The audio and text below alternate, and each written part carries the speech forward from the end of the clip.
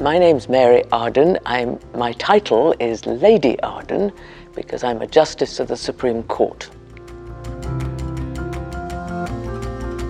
Well, in my job, no 2 days are alike, and that's why I like it. The form is that I come in the morning. If I'm in court, I will just get ready for that case in the morning and then sit the sitting hours, which are all morning, and then 2 hours in the afternoon. Generally, there's a meeting after court, but if not, there will be further work to do for the next day. Writing the judgments. I very much enjoy putting the analysis of the case down onto paper and really trying to take the law forward, to contextualize it, because I think the law has to keep up to date.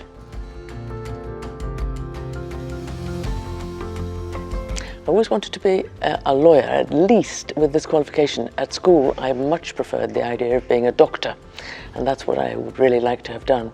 But we didn't have any access to science facilities that would enable me to do that, and I didn't have the qualification in maths. The first job I did was actually as a clerk in a firm of solicitors, and it was a little old-fashioned, and the chief clerk wore a wing collar, and that was a very Victorian mode of dress. He was very perfectionist. He filed everything before he threw it away, and taught me how precise you had to be as a lawyer.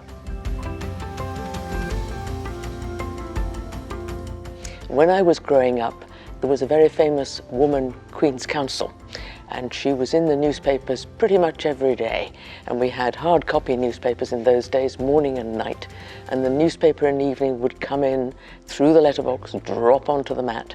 And it would have headlines like this. I brought some along so you could see.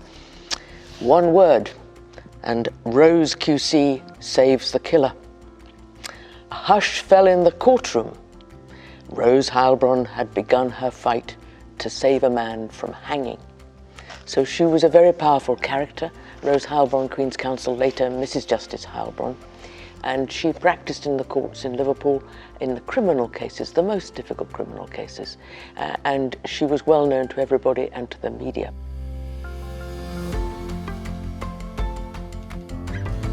I think probably the key moment is going to university, because that's an important step.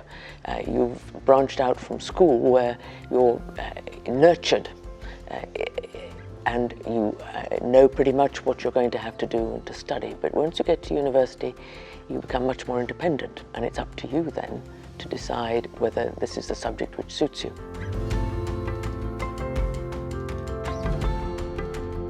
Setting up relationships with overseas judiciaries across the world, and I've done that on behalf of the Judiciary of England and Wales. I did it for some 13 years, and it meant meeting judges either in the UK or going to conferences abroad and meeting them, or simply going to their courts when I happened to be in their country. And that was always mind expanding, because you got to see what the problems were in another part of the world. There's lots of advice I've had over my career. Some of it's only appropriate when you get into practice, but there was one thing that struck me that I saw recently. Chelsea Clinton wrote a book about She Perseveres Around the World, and she gives these stories about how women have succeeded in really some very difficult situations. And at the end she says that her book is for everyone who has aimed high and been told to step down, for everyone who's ever raised their voice, and so on. And then she says, and this is her advice which I adopt, speak up, rise up, and dream big.